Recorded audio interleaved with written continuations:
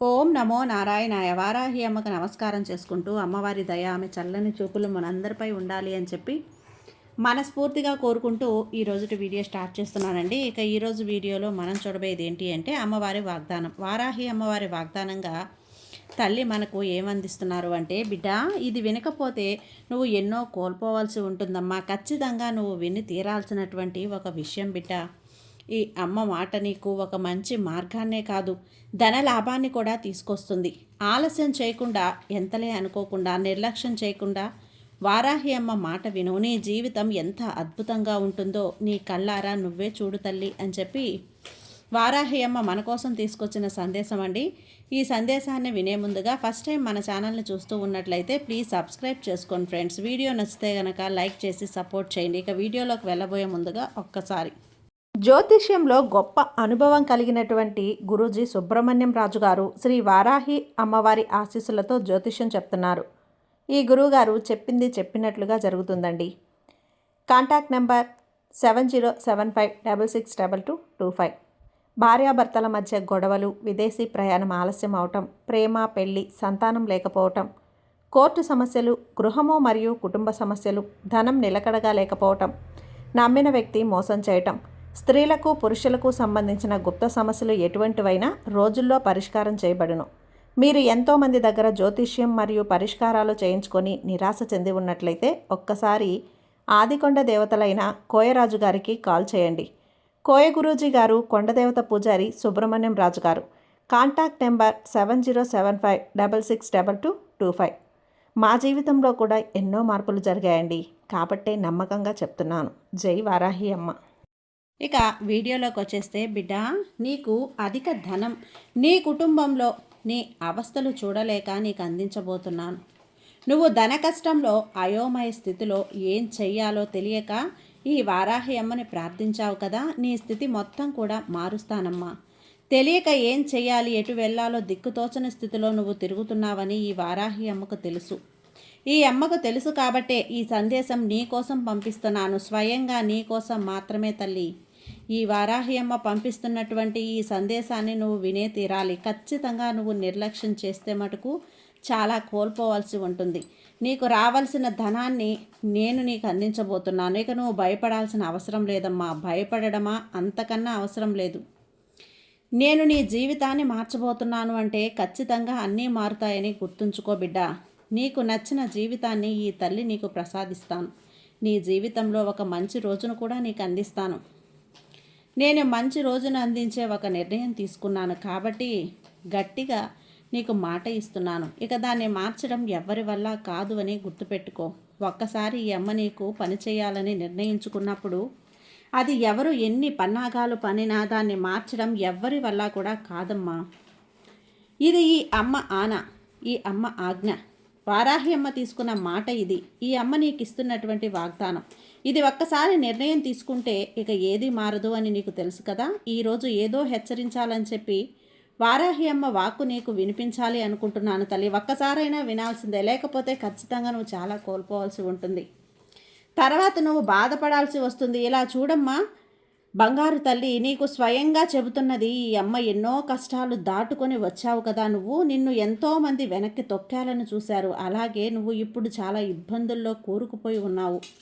ఎటూ తేల్చుకోలేక ఎటు వెళ్ళలేని పరిస్థితుల్లో నువ్వు చిక్కుకుపోయావు. ఇవన్నీ కూడా ఈ వారాహి అమ్మని చూస్తూనే ఉంది. ఈ అమ్మ పరిశీలిస్తూనే ఉంది. మౌనంగా ఉండలేక నీకైనవన్నీ కూడా నీకు జరిపించాలని నిర్ణయించుకున్నాను. ఆర్థికంగా నువ్వు ఎంతో ఇబ్బంది పడుతున్నావని నాకు తెలుసు తల్లి.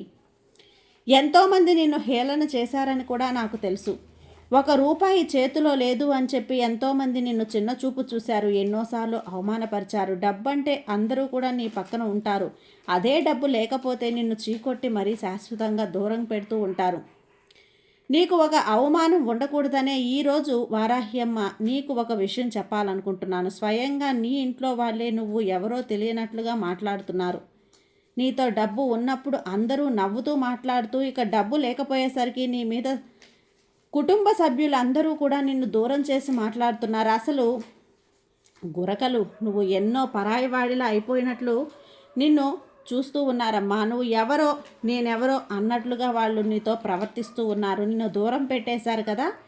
ఇలానే ఉన్నారమ్మా. నీ మనసుకు తెలుస్తుంది కదా బిడ్డ. నీకు కష్టం వచ్చినా సరే ఎవరో ఒకరు సాయం చేస్తారు అని నువ్వు అనుకుంటున్నావు, కానీ ఎవ్వరూ లేరు.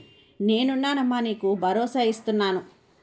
ఎవరైనా వచ్చి భరోసా ఇవ్వకపోతారా అని ఎదురు చూస్తున్నా నీకు నేను స్వయంగా ఈ తల్లే నీకు భరోసా ఇస్తున్నాను. పరుగు పరుగున నీకు సహాయం చేయడానికే వచ్చాను. నువ్వు ఏది అడగకపోయినా ఇతరుల ద్వారా తెలుసుకున్న వాళ్ళకి ఏదో ఒకటి చెయ్యాలి అని చెప్పి పరుగు పరుగున వెళ్ళారు. అంత మంచి మనసు నీది. మరి నీ వరకు వచ్చేసరికి, నీకు సహాయం చేయాలని వచ్చేసరికి ఈ సమయానికి ఒక్కసారైనా ముందుకు రారు. ఆలోచించు. ఒక్కసారైనా నీతో ఉన్నారా? లేరు కదా, ఉండరమ్మా. మరి నువ్వు అందరూ నా వాళ్ళే అనుకొని అందరూ కావాలి అనుకొని నువ్వు ఆరాట పడుతున్నావు. ఇది నీ మంచి మనసు నీకు కాదని, ఈ వారాహి బిడ్డకు నీకు మంచి మనసు ఉండటం అది సహజమే, కానీ అందరూ నీలా ఉండరు కదా. అందరూ నీలా మంచివారే ఉండరు, మంచి స్వభావం కలిగి ఉండరు, సాయం చేసే తత్వము ఉండదు. నీకు అలా కాదు తల్లి. ఈ అమ్మ నీకు భక్తునిగా ఎంచుకొని నీలో మంచి గుణాలు ఉంటే, అంత మంచి గుణం ఉన్న నీకు ఎవ్వరూ సాయం చేయకపోవటం నేను అసలు చూడలేకపోతున్నాను తల్లి.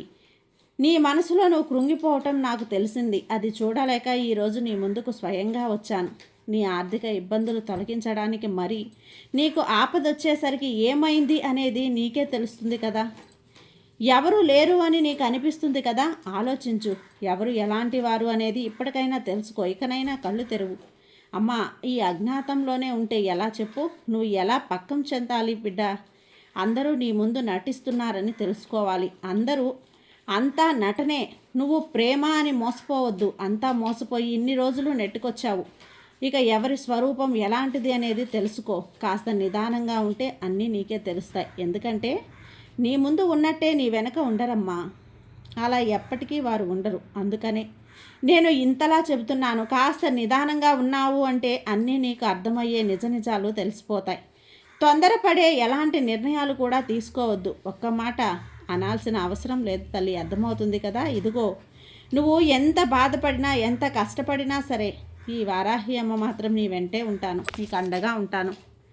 ఈ శక్తి స్వరూపిణి నీకు అండగా, నీకు సంపూర్ణంగా నీకు నేను అందిస్తాను తల్లి. నీకు బంధువుగా, సంతోషంగా నీతో పాటు బాధలో నిన్ను వదిలేస్తానని అనుకోవద్దు. సంతోషంగా ఉన్నప్పుడు నీతో ఉండి బాధలో ఉండడానికి నేను బంధువును కాదమ్మా, నీ తల్లిని. నేను నీ కంటికి రెప్పలా నిన్ను కాపాడుకుంటాను. నా పొత్తిళ్లలో నిన్ను దాచుకుంటాను. నీ కష్టాన్ని ఖచ్చితంగా తీరుస్తాను బిడ్డ. ఇలా చూడు బిడ్డ, ఏంటి అనేది నీకు తెలిసినా తెలియకపోయినా సరే అమ్మ మాత్రం అంతా గమనిస్తూనే ఉంటుంది. అన్నింటినీ చూస్తూనే ఉంటాను కదా. నాకు తెలుసు ఎవరు ఎలాంటి వారు అని. నేను చూస్తూ ఉన్నాను. నీకు ఏదో ఒక రూపంలో నా మాటల్ని అందిస్తాను. నిన్ను కళ్ళు తెరిచేలా చేయాలనేదే నా ఉద్దేశం. వాళ్ళకి రేపు అనే రోజున ఖచ్చితంగా శిక్ష పడుతుందిలే. నీ ముందు వాళ్ళు చాలా బాధపడుతూ ఉంటారు. అదంతా నువ్వు చూస్తావు. కానీ అప్పుడు కూడా నీది క్షమించే గుణమే.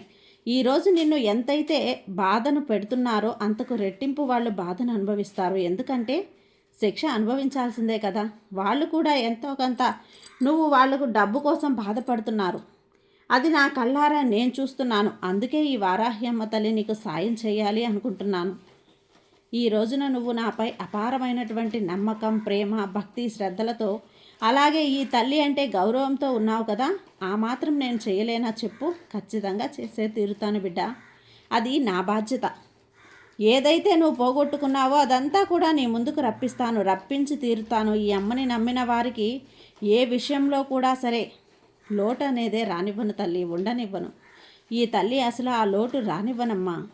నువ్వే నన్ను నమ్మావు కదా, నాపై అపారమైనటువంటి నమ్మకం ఉంచావు కదా. ఎన్ని కష్టాలు నిన్ను చుట్టుముట్టినా సరే ఈ అమ్మ నాతోనే ఉంటుంది అని అనుక్షణం నువ్వు నమ్మి నా నామస్మరణాన్ని స్మరిస్తూ ఉండు. ఇకపై నువ్వు దేనికోసమైతే బాధపడుతున్నావో, ఏ డబ్బుల కోసమైతే ఇంతలా ఆరాటపడుతున్నావో అవన్నీ కూడా నేను నీకు తీర్చి పెడతాను. అందరూ నిన్ను ఇబ్బంది పెడుతున్నారు, అది నీ చేతికి అందబోతుందమ్మా. బ్యాంకు లోన్ కట్టడానికి కానివ్వు, లేదంటే అప్పులు తీర్చడానికి కానివ్వు, నీ ఇంటి పని స్టార్ట్ చేసుకోవడానికి కానివ్వు, నీ పిల్లల వివాహానికి కానివ్వు, నీ ఇంట్లో శుభకార్యానికి కావచ్చు, నీ పిల్లల చదువుల కోసం నువ్వు డబ్బులు కావాలని అడుగుతున్నావో అది నీకు అందివ్వబోతున్నాను. నీకు స్టార్ట్ ఇస్తున్నాను తల్లి. నీకు డబ్బు ఇవ్వాల్సిన వాళ్ళు నీకు ఖచ్చితంగా తిరిగి ఇచ్చేస్తారు. అలాగే ఏ విధంగా అయితే నీ చేతికి డబ్బు రావాలో అన్ని రకాలుగా కూడా దారులు మూసుకుపోయి ఉన్నాయి కదా, అన్నీ తెరిపిస్తాను. అన్ని దారులు నీకు అనుకూలంగా తెస్తాను. అన్నీ కూడా నీకు అవసరాలు తీర్చే అంత డబ్బు నీకు వస్తుంది. ఆ దారినంతా కూడా నేను సక్రమంగా నిర్మిస్తున్నానమ్మా. నిశ్చింతగా ఉండు. నీకైన ధనాన్ని నీకు వచ్చేటట్లు చేస్తాను కదా. నువ్వు ఎంతో కష్టపడుతూ నీ కష్టానికి జీవితంలోనే నువ్వు నడుస్తూ ఉన్నావు. ఒకరికి అన్యాయం చాలపెట్టాలని నీ దారిన నువ్వు వెళ్తూనే ఉన్నావు.